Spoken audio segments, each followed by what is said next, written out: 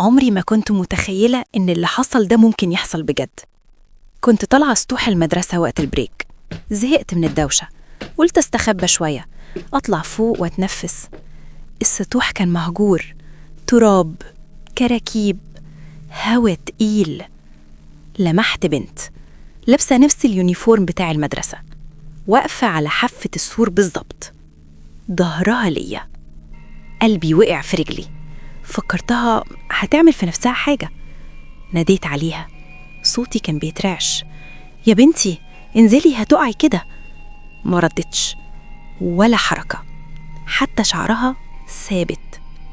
قربت خطوة والتانية وجريت عليها. فجأة مديت ايدي وشديت كتفها بقوة. ايدي عدت في الهوا ولا حاجة. البنت اختفت كأنها دخان، وقبل ما افهم باب السطوح ورايا اتقفل، اترزع رزعة تقيلة، وبعدها صوت المفتاح بيلف مرتين. جريت على الباب أرزع واصرخ: افتحوا، حد هنا؟ مين اللي قفل الباب؟ ولا صوت، بس دوشة الفسحة تحت بعيدة بعيدة قوي. لزقت ظهري في الباب، ركبي سايبة. حاولت أطلع الموبايل، إيديا كانت متلجة. وفجأة سمعت خربشة واطية جاية من بره الباب. قربت ودني، سمعت أنفاس سريعة مخنوقة.